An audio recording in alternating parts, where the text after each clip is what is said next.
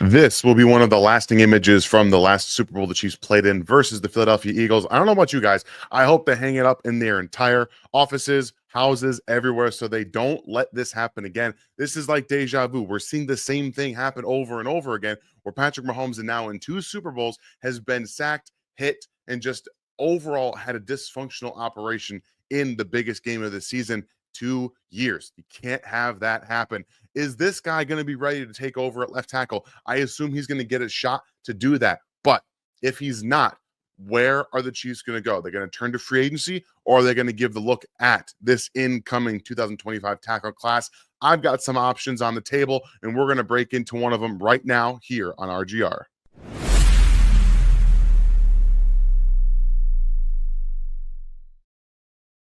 Welcome in, everybody. My name is Daniel Harms, senior film analyst, and like I said, this is RGR Football. If you're new to the channel, please hit that sub button right now. And as we work our way through some of this film of Arante Ury, the Minnesota tackle, one of the best tackle prospects in the class, in my opinion. If you find yourself, learning something, enjoying it, or maybe just feeling sorry for me, please hit the like button, and we will get into that. And I appreciate very much all the support you guys consistently give.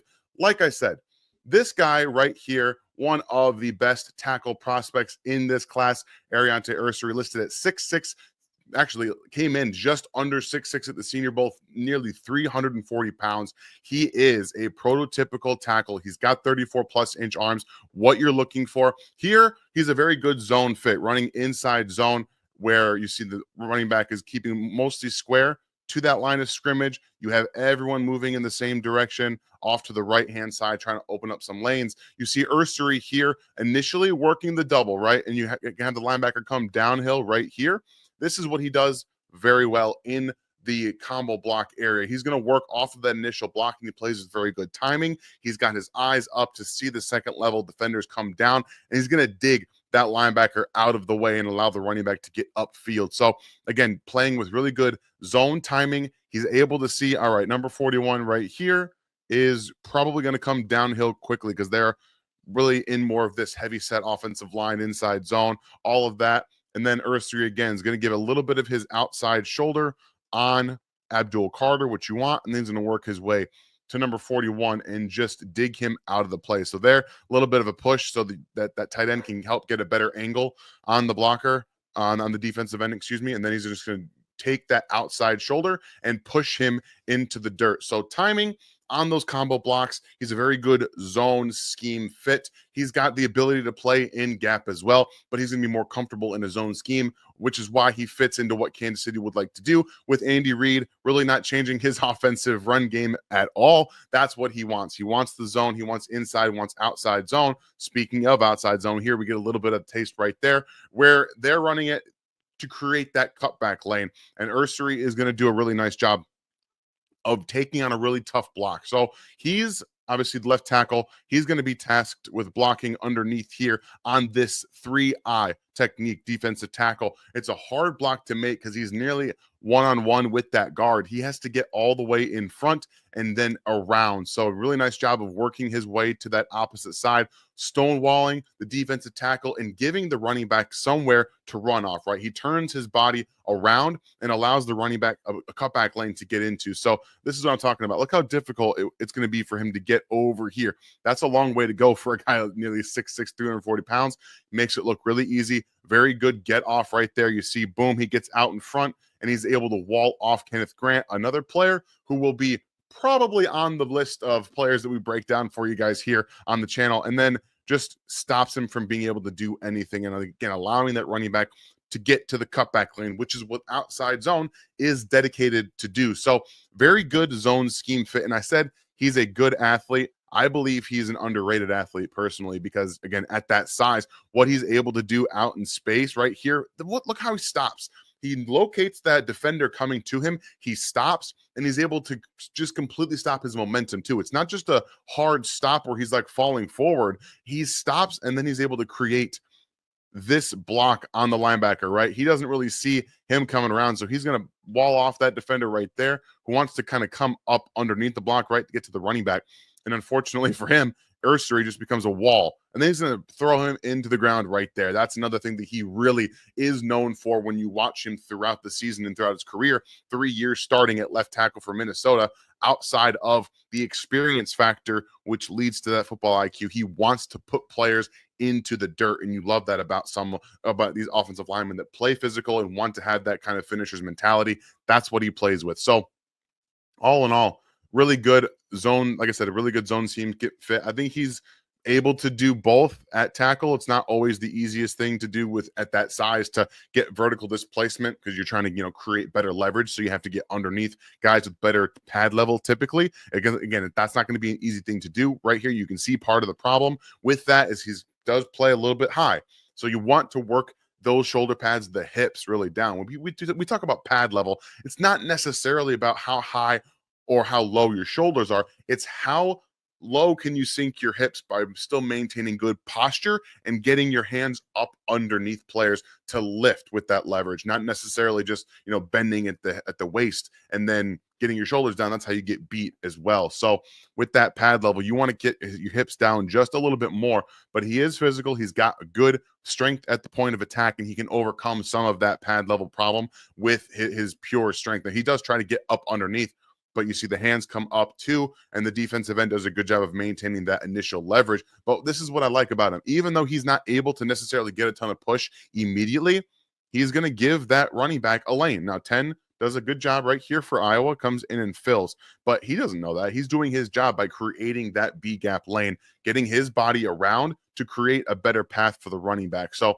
very self-aware player who's going to give running backs positive momentum in any way, shape, or form that he can by moving his body. And once again, you see him try to put player into the ground. So as a run blocker, like I said, he's probably going to be more of that zone scheme fit, which makes a lot more sense for Kansas City, because we know that's what they want to do. And they haven't been able to really run a true zone scheme in quite some time, especially because they've had Isaiah Pacheco really since Kareem Hunt left the first time. When he came back, it was far more, he can't really get to the outside, so we have to get rid of outside zone. We know Clyde Edwards-Helaire was never good at outside zone. The Chiefs will probably be drafting a running back to help create some different looks on outside zone so they can actually attack to the outside. So now we're going to get into a little more of the pass blocking area, where this is it's a play action fake. It's a zone play action fake. So he's stepping out to his right and creating an angle for his quarterback, right? He's going to do that right here, where he stops, goes downhill, but then he's going to walk back number 26. So he comes down to block 26. He gets beat around the edge initially, right? So he gets beat up on that left shoulder right here with initial momentum, right? He knows, the defender knows his momentum is going this way. So he stops, throws a handoff, and tries to come around underneath. And that's where Ury is going to do a nice job of relocating his hands. And then what I like about this is he kind of uses the momentum of the defender to take himself with him, and then throws him into the ground as he's trying to get away. And the quarterback, again, throws the football away there. But what I mean by uses that momentum is you're going to see here that outside hand, he kind of catches it right around, right? So he feels this defender is going to throw him this way so that he can come around this way. And this is what you like to see with Ury, that reactionary athleticism, right? I'm being beat, so I'm going to throw my left hand out right here. You can see his hand right there. And he's going to use that momentum to carry himself back around. Look at the flipping of the hips to create, and then attacking that outside shoulder. The inside shoulder right there. He puts his weight on the shoulder, hands on the shoulder, and kind of crunches down on him. And then he's going to extend and push him into the ground. That recovery, while he's not the best recovery athlete outside or inside, you see the tools, the awareness and the football IQ to identify he's going that way. So he wants to try to create a different angle, a plan of attack. And then he does a nice job of relocating his hands on the shoulder there. So all of that shows you that he's very smart, very aware of his own situation where he's going, but also what's happening with the defender in any situation. So he's able to correct some of those things. Now, I think one of the big parts about him is that he's a very comfortable 45-degree angle player with his pass set, but he will adjust based on what he's asked to do. He doesn't always do a lot of jump sets, but he will jump set. But he also just kind of, he understands right here he's dealing with more of a pure 5 technique where he's on that outside shoulder and he's not from like a wide 9 angle or even a 7 angle. So he's got more time to work with it, especially with a rusher at Iowa, not necessarily known for their speed around the edge. So he doesn't take a huge angle. He doesn't take a big drop step. But what he does is he uses his hands to extend and then uses that initial inside hand after he realizes that the rusher is going up the field to keep him at bay. One thing that I'd like him to work on is to not always two-hand jab, right?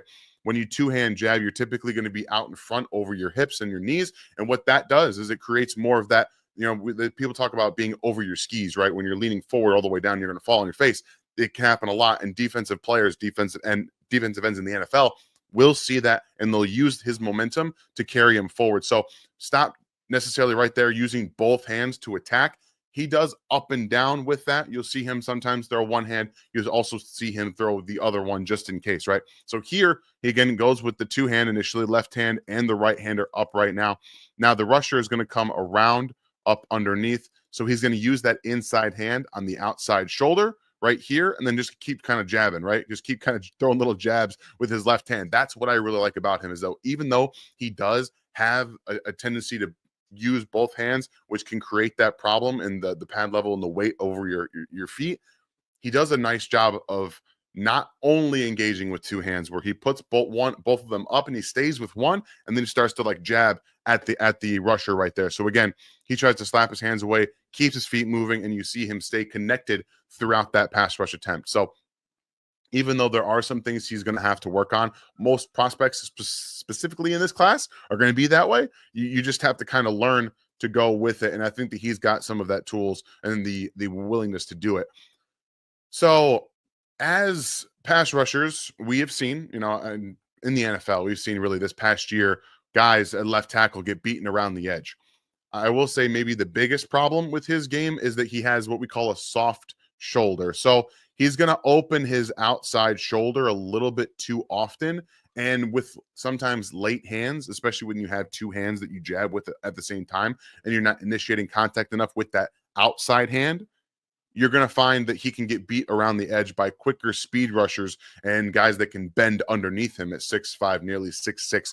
That's going to be something he definitely has to work on. And one of the big fixes for that is, again, while he does have good hands, sometimes they can be late. So I like his hand carriage. This is very good. He carries his hands very well. They're up. They're ready to strike. But right now, with that left foot goes back, give me a really quick strike to the chest. Okay, just give one, boom, and then relocate yourself. So he tries to do it. It's just a little bit late. And then the rusher comes around. Now, he doesn't win this rep. The rusher doesn't. But like I'm saying, comparative to other rushers and faster guys that are going to attack around the edge far quicker and be able to do that with speed and moves and slaps and swims and whatever it is, he can get beat around that soft shoulder. So if you look while he's in his pass set, again, smooth feet, nice job. This is what I'm talking about. That left outside shoulder is opening up. So he's more now parallel to the sideline. You just want to be a little bit more so where you're trying to keep that defender in front of you. You just keep your feet behind you, your weight underneath you, get that pad. This is not bad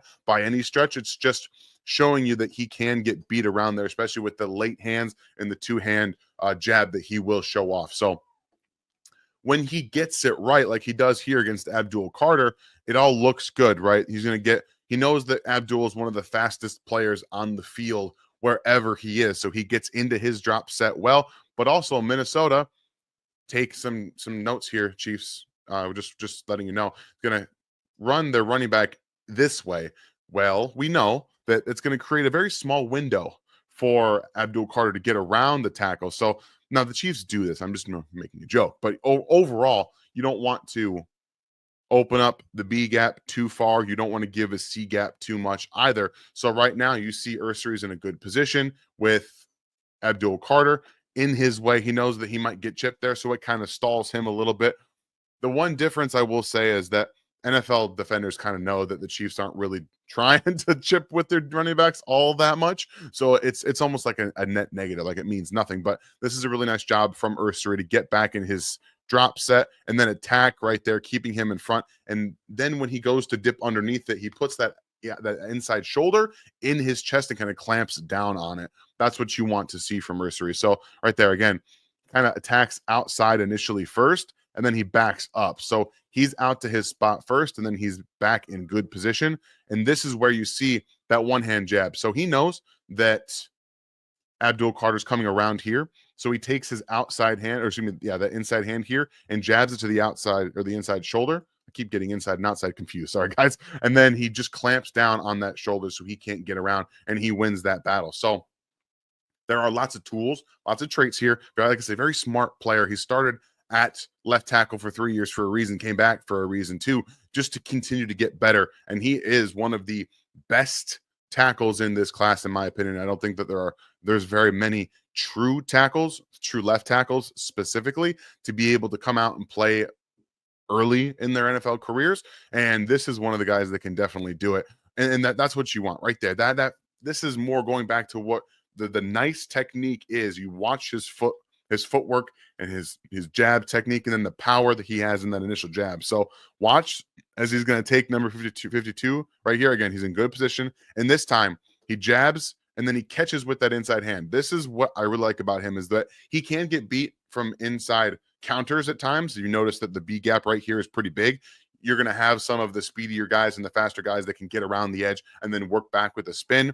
We'll be able to beat him inside from time to time. But this is what I really like about his game, is that he keeps that inside hand, that right hand, ready. Okay, so he's outstretched with his left hand in the chest, and then he's got that right hand ready. So here he is, just going to keep going throughout that rep, and he's going to take his hand back as he gets to the edge. I really love this specific play because it shows you that he can do it, do what you're looking for, and get that jab. He really pops 52 back. You see him kind of come back a little bit, and then he keeps that inside hand ready for any inside counter. So that's the type of player that I think is going to be an NFL starter for a long time.